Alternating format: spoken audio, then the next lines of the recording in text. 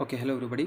So next video start करते हैं। तो ग्रीन केमिस्ट्री के प्रिंसिपल के बारे में अपन स्टडी कर रहे थे और इसमें नेक्स्ट प्रिंसिपल है आपके energy requirement should be recognised for their environmental and economical impact and should be minimised. तो देखो, मैं यहाँ से आपको बुक से ही सारा पढ़ा रहा हूँ क्योंकि ये पूरा थियोरेटिकली आपके पास ये यूनिट है, चैप्टर है। तो इसमें आप बुक से देखकर जो भी आपको नोट्स की रिक्वायरमेंट लगती है, छोटा मोटा जो भी आपको नोट्स बनाना, जो इंपॉर्टेंट पॉइंट नोट कर लें, आप पुश करके कर सकते हो। इसमें कॉन्सेप्ट बहुत कम है, ज़्यादातर फैक्ट ही है और फैक्ट थोड़ा बहुत याद रखना पड़ेगा। डेफिनेटली क्वेश्चंस भी इसमें से आएंगे, तो आप इसको थोड़ा ध्यान रखना। जैसे बात करें यहाँ पे, energy requirement should be recognised for their environmental and economic impact and should be minimised. Definitely आप समझ गए होंगे किसकी बात कर रहे हैं। ग्रीन केमिस्ट्री की बात कर रहे हैं या ग्रीन प्रोसेस की बात करें, ग्रीन मेथड की बात करें, तो जो सबसे बड़ा फैक्टर है वो क्या है? एनर्जी है। डेफिनेटली जितनी मिनिमाइज्ड एनर्जी की रिक्वायरमेंट हो उतना ज़्यादा बेटर है ना। मतलब आप कोई भी आपके पास केमिकल रिएक्शन, उस प्रोसेस को आप इस तरह से कन्वर्ट कर पाओ कि उसकी एनर्जी की रिक्वायर मिनिमाइज हो सके तो बेटर है। क्योंकि एनर्जी डेफिनेटली जो एनर्जी जो कंजप्शन है उसकी वजह से ही पॉल्यूशन इंक्रीज होता है। तो जैसे यहाँ पर अपन रीड करें इस पैराग्राफ को, almost all chemical synthesis required energy.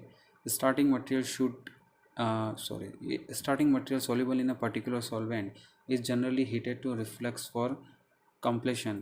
For heating energy is required, therefore the time required for the completion of reaction should be minimized to save energy. देखो यहाँ पर ये जो बात लिखी हुई है, इससे मतलब आपको पूरी तरह से ये देखो, जब तक आप ये चीज़ें प्रैक्टिकली आप देख नहीं लेते तब तक ये पूरी तरह से समझ में आना थोड़ा सा मुश्किल है। क्या कह रहा है? Starting material soluble in a particular solvent is generally heated to reflux for completion. For heating energy is required, therefore the time required for the completion of reaction should be minimized to save energy. मतलब ये कह रहा है कि आपके इस तरह की केमिकल रिएक्शन होती हैं जिसमें क्या होता है, जो स्टार्टिंग मटेरियल किसी सॉल्वेंट के अंदर सोल्यूबल होते हैं, तो उसको अपन क्या करते हैं? हीट करते हैं, है ना। उस रिएक्शन को कंप्लीट कराने के लिए उस रिएक्शन को हीट किया जाता है।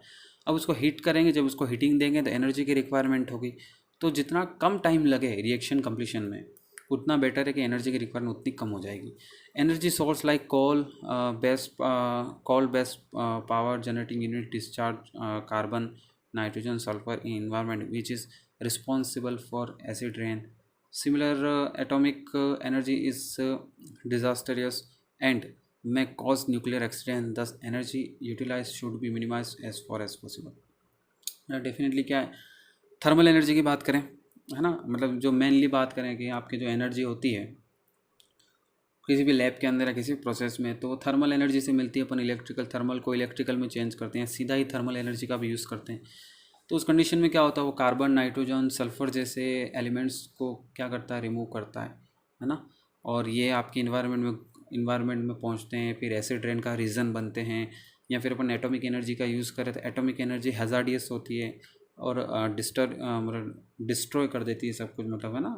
क्योंकि वो बहुत ही अगर वो कंट्रोल नहीं की जाए उसको पर्टिकुलर वे में, तो वो हम बहुत ज़्यादा नुकसान पहुंचा सकती है।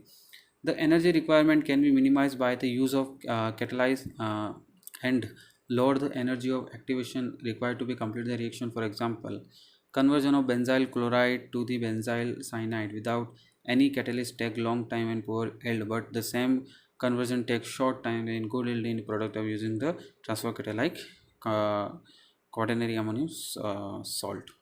तो सिंपल सी बात है कि एनर्जी की रिक्वायरमेंट को कम करने के लिए किसका यूज़ करना चाहिए? कैटलिस्ट का यूज़ करना चाहिए ना। सिंपल, कैटलिस्ट क्या करते हैं? आपके रेट ऑफ रिएक्शन को इंक्रीज़ कर देते हैं, सिंपल सी बात है। या फिर आप यूँ कह सकते हैं जो एक्टिवेशन एनर्जी है उसको डिक्रीज़ कर सकते हैं। तो उस केस में रिएक्शन थोड़ी ज़्यादा जल्दी से हो जाएगी और आपका टाइम भी बचेगा, बाकी से मतलब एनर्जी भी बचेगी। तो इससे एनर्जी की रिक्वायरमेंट को अपन क्या कर सकते हैं? लो कर सकते हैं।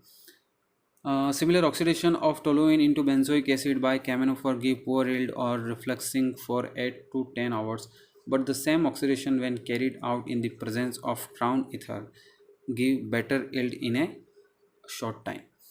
ठीक है, तो ये आपके कुछ इस तरह के एग्जांपल्स दे रखे हैं जिससे टोलुइन है, टोलुइन को चेंज करना है बेंजोइक एसिड में, ऑक्सीडेशन कराना होगा डेफिनेटली, है ना।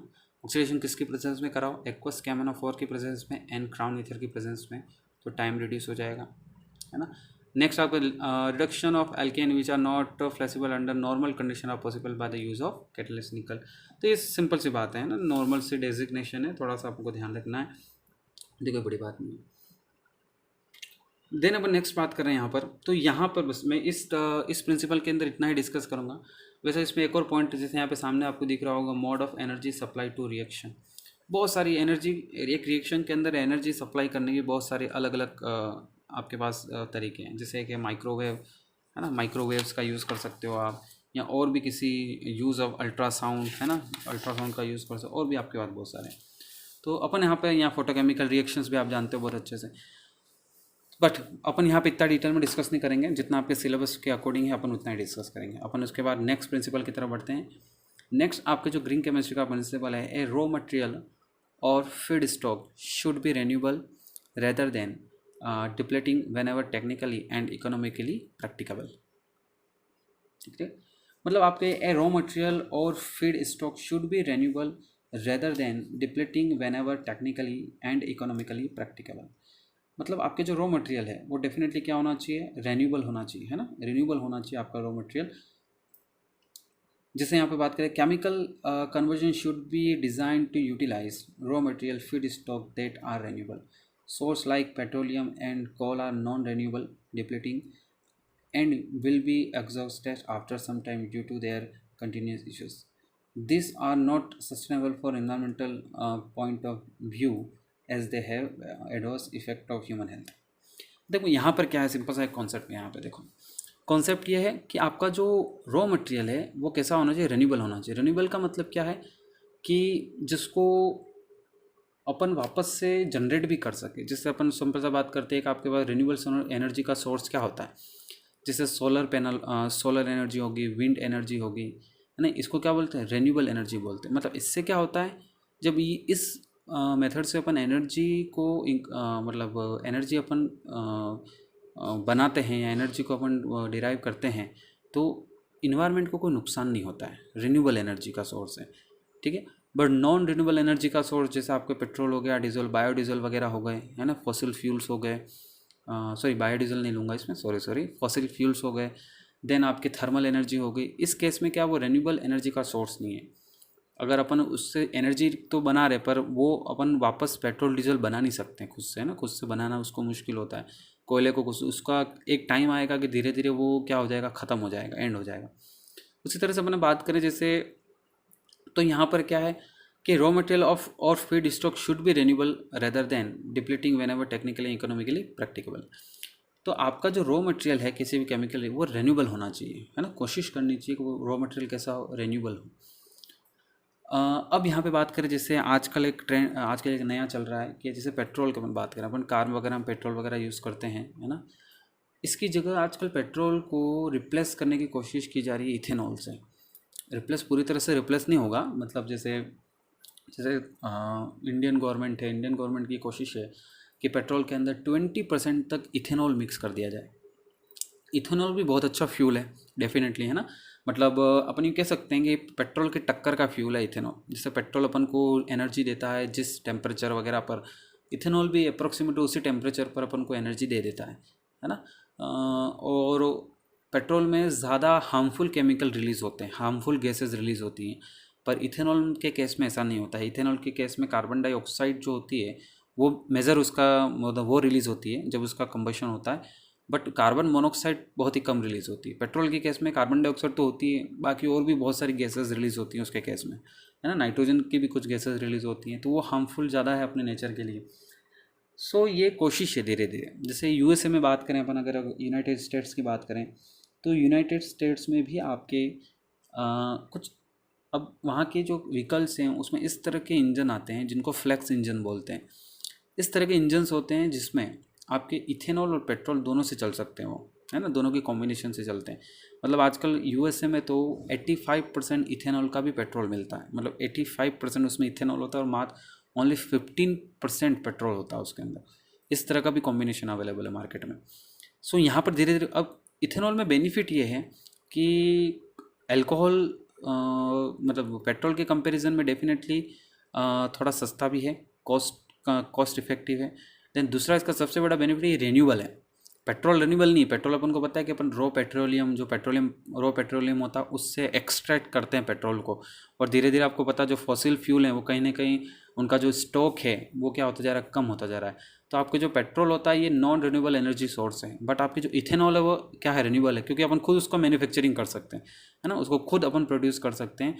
सबसे जैसे ये जो कैन शुगर होता है, कैन शुगर से सबसे ज़्यादा इथेनॉल का फॉर्मेशन होता है ना, उससे बहुत बेटर वे में, या और भी बहुत सारे ऑप्शन है अपने पास इथेनॉल की मैन्युफैक्चरिंग के। और अपन जो गन्ना है, कैन शुगर कैन है, उससे तो अपन इजीली बहुत आराम से खेतों में उगाते हैं, कोई दिक्कत ही नहीं है ना। तो उससे अपन तो आजकल ये इंडिया में चल रहा है कि ग्रीन, अब ये प्रोसेस क्या है, इसको भी अपन ग्रीन केमिस्ट्री के अंदर कंसिडर कर सकते हैं, क्योंकि अभी जो कंबशन रिएक्शन हो रही है आपके कंबशन इंजन में वो ज़्यादा हैज़ार्डियस है, वो ज़्यादा हार्मफुल है एनवायरनमेंट के लिए। बट जब ये इथेनॉल से धीरे धीरे हो जाएगा तो कम हो जाएगा। हाँ, डेफिनेटली इसके कुछ ड्रॉबैक्स भी हैं। अपन कहेंगे कभी तक ऐसा क्यों नहीं हुआ कि सब गाड़ियाँ इथेनॉल पे क्यों नहीं चल रही हैं, पेट्रोल पे क्यों चल रही, उसके बहुत सारे पॉइंट हैं, कुछ ड्रॉबैक्स हैं आपके इथेनॉल के, है ना। पर आजकल क्या है कि मैन्युफैक्चरिंग प्रोसेस में कुछ ऐसे इंप्रूवमेंट हुए हैं कि पहले इतना इथेनॉल प्रोडक्शन करना पॉसिबल भी नहीं था इतना हाई अमाउंट में। अब इतनी पॉसिबिलिटी आई है कि धीरे धीरे इथेनॉल को मैन्युफैक्चरिंग, और आजकल इंजन भी ऐसे बनने लगे हैं। पहले पेट्रोल इंजन ही बनते थे, फिर धीरे धीरे डीजल भी आया, धीरे फिर सीएनजी भी आया, अब इथेनॉल के भी इंजन की बात चल रही है। सो यहाँ पर यही बात है, पूरा ये जो पैराग्राफ है आपको इसमें यही मिलेगा कि डेफिनेटली जो सोर्स ऑफ एनर्जी हो गया या सोर्स ऑफ रॉ मटेरियल हो गया वो कैसा होना चाहिए, रिन्यूएबल होना चाहिए। जैसे आपके यहाँ पर देखो सबसे पहला लिखा बायोफ्यूल्स, है ना। बायोफ्यूल्स में आपको दिख रहा है bio ethanol, ethanol obtained by fermentation of cane sugar and waste is called bio ethanol. Its pure form can be used as a fuel और automobile but generally used in gasoline additive to increase octane number. ठीक है ना, आपके सामने जो अभी मैं पूरा बोला ये बात यहाँ पर ही आ गई है ना, मैंने थोड़ा पहले ही समझा दिया, यहाँ पे लिखा हुआ पूरा। It pure can be used as a fuel or automobiles for general use in a gasoline additive to increase the octane number with advanced technology. Cellulonic biomass, trees and grasses are used as feedstock for ethanol production. It is now possible to produce lignin and cellulose in the crop by using enzyme to convert the lignocellulosic feedstock into sugar, which can be fermented and get biofuel.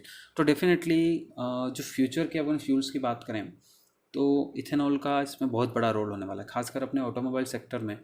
Ethanol जो है वो आपके major part acquired कर लेगा, है ना, क्योंकि petrol और डीजल को किसी न किसी से तो रिप्लेस करना ही पड़ेगा। हाँ, इसके लिए कुछ स्पेशल इंजन्स की ज़रूरत होती है। जो इंजन का जो स्ट्रक्चर है अभी इंडिया में इस तरह की इंजन इंट्रोड्यूस नहीं हुए हैं, पर धीरे धीरे इस तरह से इंजन इंट्रोड्यूस हो रहे हैं जो फ्लैक्स इंजन जिनको बोलते हैं, जो इथेनॉल पे क्या करते हैं आपके ऑटोमोबाइल चढ़ा, और ये एक रिन्यूएबल एनर्जी का सोर्स है। मतलब ये बहुत अच्छी बात है क्योंकि इथेनॉल को खुद ह्यूमन ही मैन्युफैक्चर कर सकता है। अपन जानते हैं कि फ्यूल कभी भी ख़त्म हो सकता है, कुछ भी हो सकता है।